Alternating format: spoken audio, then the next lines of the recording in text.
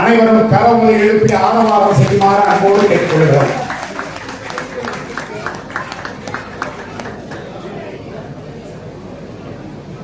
இப்பொழுது சுவாமியார் ஐயா அவர்கள் அருளாசி வழங்க இருக்கின்றார்கள். அனைவரும் அமைதியாக இருந்து சுவாமி என்ன சொல்லுகிறார்கள், வாழ்வியலில் நாம் எவ்வாறு அதை பயன்படுத்த முடியும், என்ன சொல்ல இருக்கின்றார்கள் என்பதை அன்போடு கேட்டு நமது வாழ்வியலில் பயன்பெற வேண்டும் என்று கேட்டுக்கொண்டு சுவாமி ஐயா அவர்களிடம் போகத்துள்ளோம். சாமி வந்து நீரு தந்து மக்கள் வெள்ளத்தை சத்தியமாய் காத்தருளும் பழனியாகவா எய்பின்றி எல்லோரும் உன்னருள் பெறவே இங்கு எழுந்தருளை காத்தருள்வாய் பழனியாகவா. மெய்யன்பர்களே,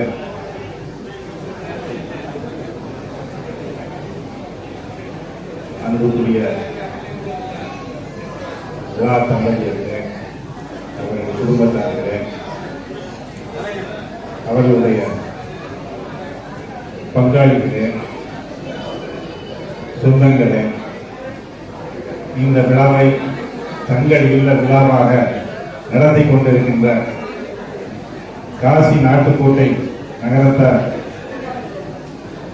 கழக நிர்வாகிகளே, செயற்குழு, பொதுக்குழு உறுப்பினர்களே, அறிந்து மானிடராய் பிறத்தல் அறிந்து அதனினும் அறிந்து ஊனங்கள் இல்லாமல் பிறத்தல் அறிவு அதனினும் அறிந்து ரத்ன மணிமகுட பூபால தன வைசியர்களாகிய நாட்டுக்கோட்டை நகரத்தார் சமூகத்தில் பிறத்தல் அறிவு.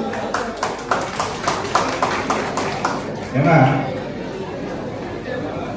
எவ்வளவோ சமூகங்கள் இருக்கின்றன, இருந்தாலும் நகரத்தார் சமூகத்திற்கு தனி கோட்பாடுகள், தனி மரபுகள், தனி கட்டுப்பாடுகள் எல்லாம் இருக்கு.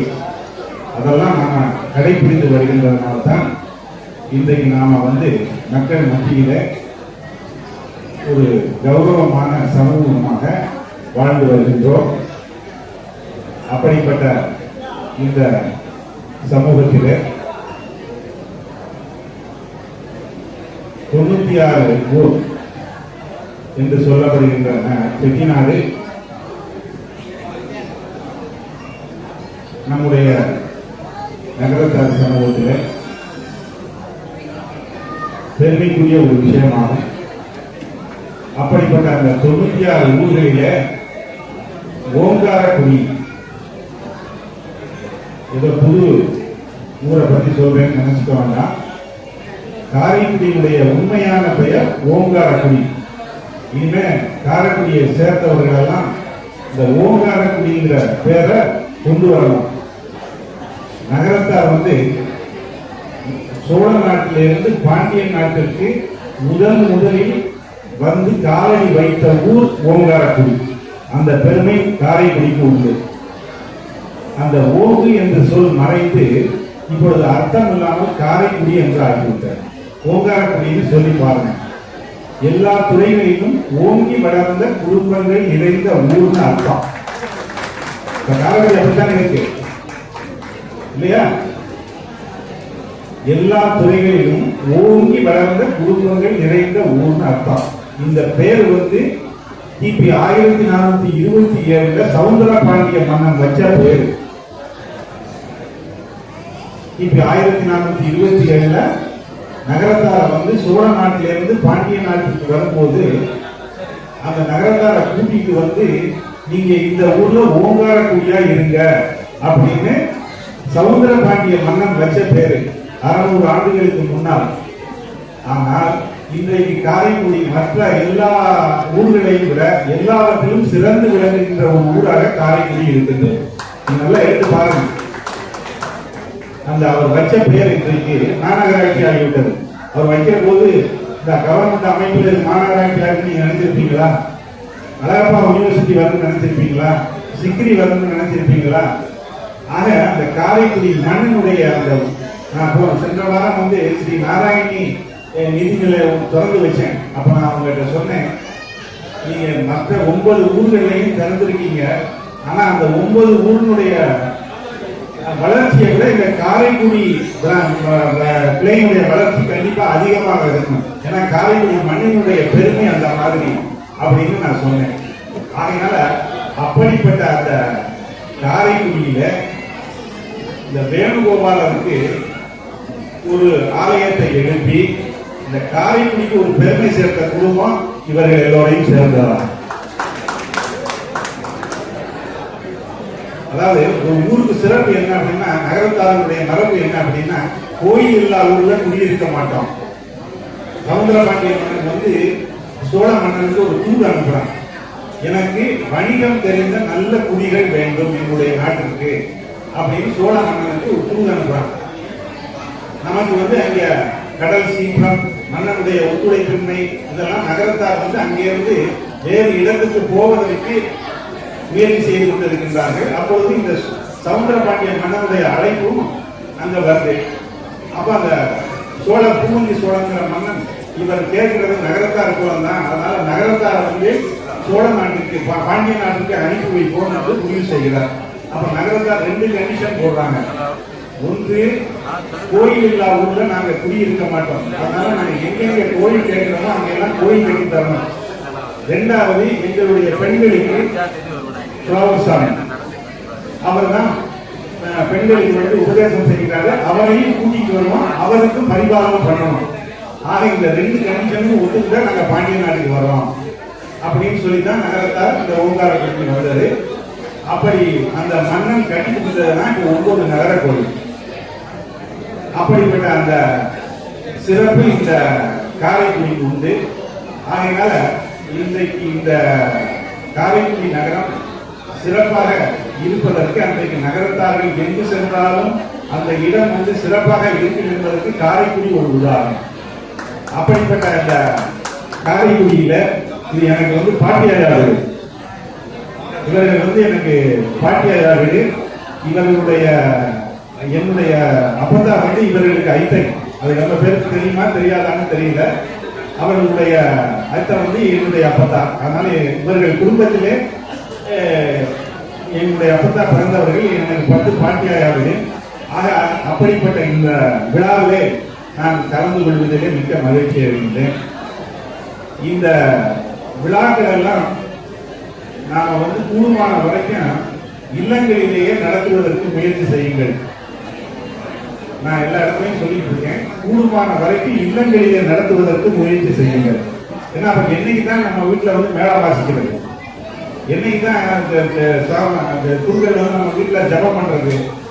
ஆகையினால இந்த மாதிரி நிகழ்வுகளை கூடுமான வரை அவர்களுடைய இல்லங்களிலே நடத்துவதற்கு முயற்சி செய்யுங்கள். அப்பதான் நான் இன்னைக்கு காலையில சொன்னேன், நீங்க இந்த விழாவை இந்த மண்டபத்தில் வச்சிருக்கீங்க, நம்ம முன்னோர்கள் எல்லாம் உங்க வீட்டுல தான் இருப்பாங்க, அதனால காலையில நீங்க போய் முதல்ல அவங்களிடம் தான் ஆசீர்வாதம் இங்க போய் வாங்கிட்டு வந்தாங்க. காலையில நான் நேற்று வந்த போது சொல்லிட்டு போனேன், நீங்க எங்களுக்கெல்லாம் ஆசீர்வாதம் வாங்குறத உங்க முன்னோர்கள் உங்களை ஆசீர்வாதம் பண்ணணும். அவர்களுடைய நீங்க இப்ப எல்லாம் முடிஞ்சு இனிமே போய் அவங்களோட ஆசீர்வாதம் வாங்குறதுல பிரயோஜனம் இல்லை. அதனால காலையில எந்திரிச்ச உடனே முதல்ல வந்து இன்றைக்கு நீங்க உறுதி கொள்ளுகிற ஆடைகளை எல்லாம் அவர்கள் முன்பு வைத்து உங்கள் வீட்டுல விளக்கேற்றி அவர்கள்ட்ட முதல்ல ஆசீர்வாதம் வாங்கிடுவாங்கன்னு அந்த மாதிரி செய்திருக்காங்க அவங்க. நான் நேற்று வந்துட்டு போறப்ப சொல்லிட்டு போனேன், அதை இப்ப வந்தோன்னு சொன்னா நீங்க சொன்னபடி அதை செய்துட்டோம்னா அவர்களுடைய ஆசீர்வாதம். அதாவது நாம ஒரு விசேஷம் செய்யணும் அப்படின்னா இவர்களை பொறுத்த வரைக்கும் அரண்மனை தாயார் ஸ்ரீனிவாச பெருமானுடைய அனுகிரகம், ருக்மணி சத்யபாமா சமேத வேணுகோபால சுவாமியுடைய அனுகிரகம், நித்திய கல்யாணி அம்பாள் சமேத கைலாசநாதனுடைய அனுகிரகம், மீனாட்சி சுந்தரேஸ்வருடைய அனுகிரகம், கொக்குடையநாயகி அம்பாளுடைய அனுகிரகம், இவர்களுடைய ஆசீர்வாதம் இருந்தால் தான் இந்த நிகழ்ச்சி சிறப்பாக நடக்கும். ஆகையால் இந்த நிகழ்ச்சி சிறப்பாக நடந்திருக்கு அப்படின்னா உங்கள் எல்லோருடைய ஒத்துழைப்பு, உங்கள் எல்லோருடைய அன்பு இல்லை என்று சொல்லவில்லை. ஆனால் இந்த சுவாமிகளுடைய ஆசீர்வாதத்தோடு இந்த நிகழ்ச்சி சிறப்பாக, ஏதாவது ஒரு தடை வரலாம், ஆனால் இந்த தடைகள்லாம் வராம இவங்க தான் காப்பாற்றுறாங்க. அதற்கு தான் நாம் அவர்களை வணங்க வேண்டும் என்று நான் சொன்னேன். அதனால எந்த நிகழ்வாக இருந்தாலும் சரி, இந்த குலதெய்வத்தினுடைய அருள், நம்முடைய முன்னோர்களுடைய வழிபாடு, நம்முடைய முன்னோர்களுடைய ஆசீர்வாதம் இவர்களெல்லாம் இருந்தால் தான் ஒரு நிகழ்ச்சி சிறப்பாக நடக்கும். இந்த நிகழ்ச்சி இன்னொரு நான் செய்தி சொல்ல வேண்டும் என்றால், இந்த 75 ஆண்டுகள் எப்படி வாழ்ந்திருக்கின்றார்கள் என்பதை நிரூபிக்கின்ற நிகழ்ச்சி இந்த நிகழ்ச்சி. எத்தனை பணம் எவ்வளவு சம்பாதிப்பது என்பது வேறு, ஆனால் எத்தனை பேருடைய அன்பை இந்த 75 ஆண்டுகளிலே சம்பாதித்திருக்கின்றார்கள் அவர்களை பற்றி எல்லோருக்கும் தெரியும். எல்லாம் நாராயணன் அவர்கள் சொல்லிவிட்டார்கள், நான் திருப்பி சொல்லுவாங்க அவசியம் இல்லை. ஆக அவர்கள் எப்படி 75 ஆண்டு காலம் வாழ்ந்தார்கள் என்பதற்கு நீங்கள் எல்லாம் உதாரணம். அவர் மேல நான் ஒருத்தர் சத்தியத்துக்கு செய்து கொள்ளவில்லை என்று சொன்னார். அதாவது திருமணம் செய்து வைப்பது என்பது அவசியம், ஆனால் சத்தியத்தை பற்றி ஒரு தேவையில்லாத செலவு அப்படின்னு ஒருத்தர் சத்தியத்தை பண்ண நான் சாந்தி பண்ணிக்கலைன்னு சொன்னாரு.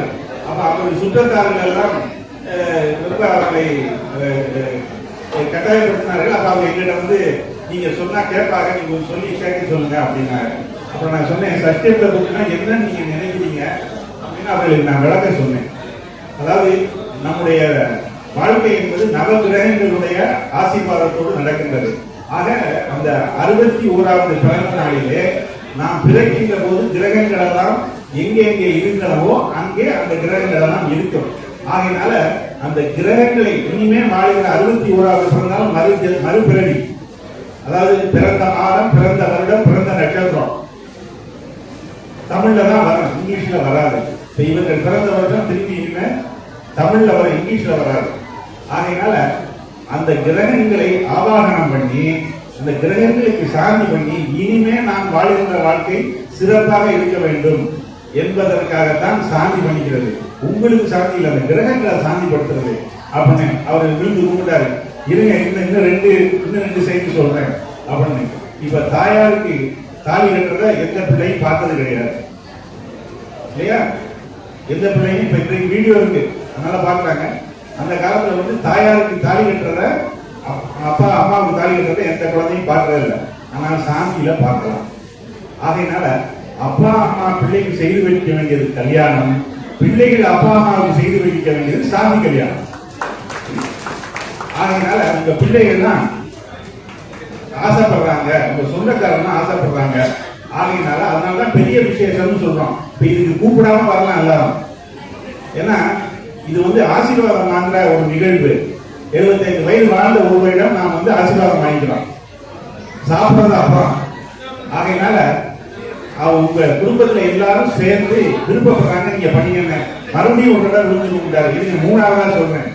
3வது, நீங்கள் எப்படி இந்த 60 ஆண்டு காலம் வாழ்ந்திருக்கின்றீர்கள் என்பதை நிரூபிக்கின்ற ஒரு நிகழ்ச்சி சாந்தி. இதுவரைக்கும் என் மகனுக்கு கல்யாணம், மகளின் கல்யாணம், பேரன் கல்யாணம் கூப்பிட்டுருப்பீங்க. இப்போ உங்களுக்கே கல்யாணம். ஆகையினால உங்களுக்கு உங்க மேல உண்மையிலே பிரியமுள்ளவர்கள் தான் அன்றைக்கு கண்டிப்பாக வருவார்கள். உங்களுடைய சாந்திக்கு என்னுடைய தீர்மானம் 3000 பேர் வருவாங்கன்னு நான் எதிர்பார்க்கிறேன். நான் உங்களுடைய சாந்திக்கு ஆசீர்வாதம் பண்ணி சொல்ற போது நீங்க சொன்னது உண்மையிலே நிறைவேற்றி காலையில 3000 பேர் சாப்பிட்டாருன்னு அவர் சொன்னார். ஆகையினால அப்படிப்பட்ட ஒரு நிகழ்வு நகரத்தார் சமூகம் மாத்திரம்தான். இந்த 60 என்பது வேற எந்த சமூகத்தையும் கிடையாது. இந்த நம்ம சமூகத்தாரெல்லாம் நம்மளை பார்த்து செய்கிறாங்க. ஆகையினால அப்படிப்பட்ட ஒரு நிகழ்வாக இன்றைக்கு இந்த நிகழ்வு சிறப்பாக நடந்து கொண்டிருக்கின்றது. அவங்க சொன்னாங்க, ஆட்சி சொல்றதுதான் அண்ணன் கேட்பாங்க அப்படின்ட்டு. இந்த உள்ள பிள்ளைகள் அதை தெரிஞ்சுக்கணும். நான் இந்த விருது வழங்குகிற விழாவுக்கெல்லாம் நான் போறபோது 50 சபையெல்லாம் வாங்கிக்க சொல்லுங்க அப்படின்னு சொல்லுவேன். ஏன்னா பெண்களுடைய விட்டு கொடுத்தல் இல்லாமல் ஆண்கள் எந்த முன்னேற்றமும் அடைய முடியாது. ஆகையினால் பெண்கள் விட்டு கொடுத்தா தான்.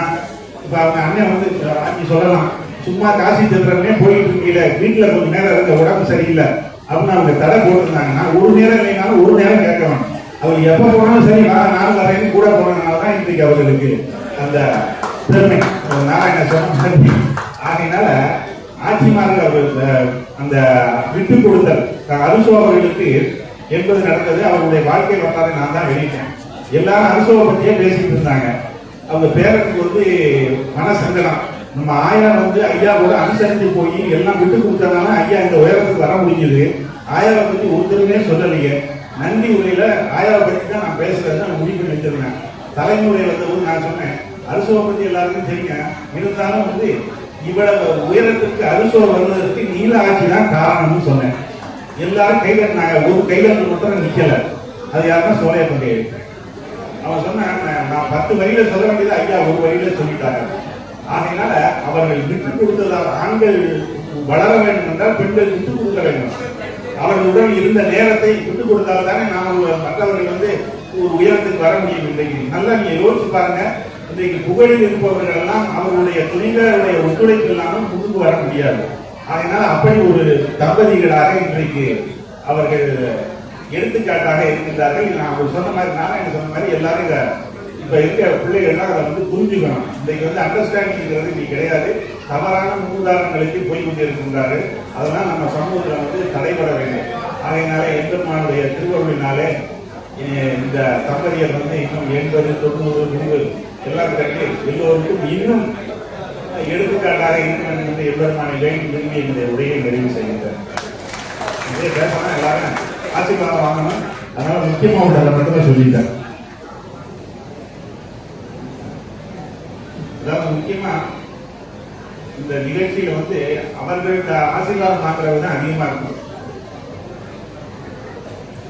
அவர்கள் ஆசீர்வாதம் பண்றது குறைவா தான் இருக்கும். ஏன்னா அவர்களுக்கு 75 போது அவர்கள் வயது குறைவு உள்ளவர்கள் தான் அவங்க ஆசீர்வாதம் வாங்கணும். மற்றவர்கள் வந்து ஆசீர்வாதம் பண்றவங்க வந்து அதிகமா இருக்கும். அதனால முதல்ல ஆசீர்வாதம் பண்ணுகிறவர்களுக்கு அவர்கள் ஆசீர்வாதம் பண்றவங்களுக்கு வழி விட்டுட்டு அப்புறம் மற்றவர்கள் ஆசீர்வாதம் வாங்கிங்க. அவங்க கோயிலுக்கு போயிட்டு வந்து எல்லாருக்கும் ஆசீர்வாதம் செய்வார்கள் வந்து நம்ம சொல்லுகிறார்கள். இன்னொரு காசி சத்திரத்தை பொறுத்த வரைக்கும் அவர்கிட்ட சொன்ன உங்க எல்லாருக்கும் 3 விஷயம் சொன்னேன். நீங்க எல்லாரும் என்ன சந்திக்கிற போது அந்த 3ஐயும் கடைபிடிச்சிட்டு இருக்கீங்க. ஒன்று சிவன் சொத்து,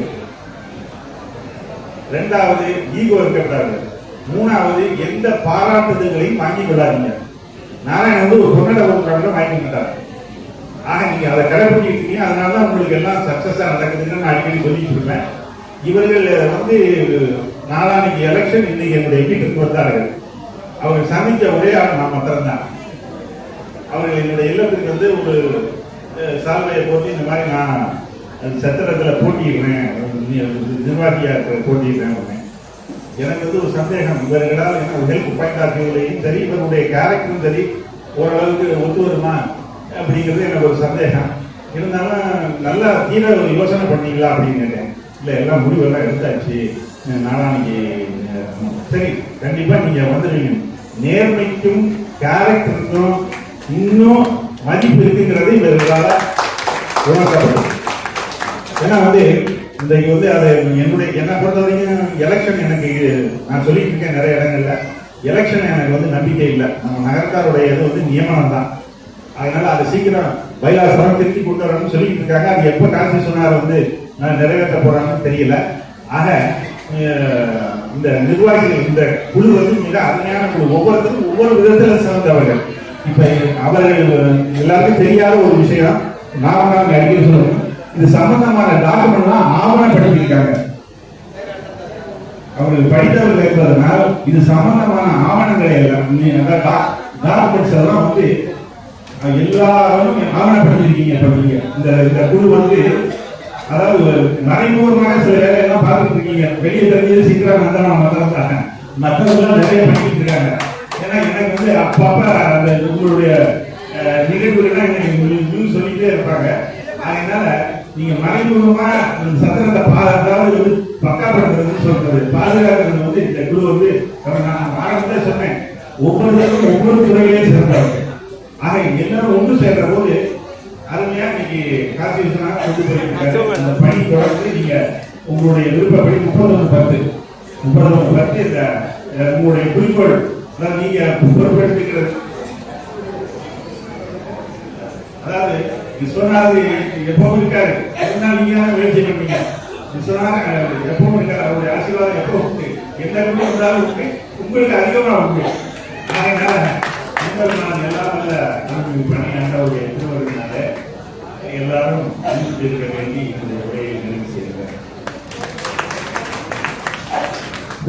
வெகு அற்புதமாகவும் நேர்த்தியாகவும் நகர்த்தார்களின் பண்பு, பாரம்பரியம், கலாச்சாரம், நமது பழக்க வழக்கம், நம்முடைய எப்படி வாழ்வியலில் சம்பந்தப்பட்டு நாம் நடந்து கொள்ள வேண்டும், விட்டுக் கொடுத்து செல்ல வேண்டும் விட்டுக் கொடுப்பவர்கள் கெட்டுப் போவதில்லை, கெட்டுப் போவவர்கள் விட்டே கொடுப்பதில்லை என்கின்ற தாற்பயமான நல்ல பல வாழ்க்கை வழங்கிய அடிகள் அருளாளியார் அவர்களுக்கு அண்ணாமலை செட்டியார் உத்தரகமை ஆட்சி குடும்பத்தார்களின் சார்பாக சிரம் தாழ்ந்த நன்றிகளையும் வாழ்த்துக்களையும் பாராட்டுகளையும் உரித்தாக்கிக் கொள்வதில் மகிழ்ச்சி அடைந்து அனைவரும் கரவொலி எழுப்பி சுவாமி அவர்களுக்கு நமது நன்றிகளை தெரிவித்துக் கொள்வோம்.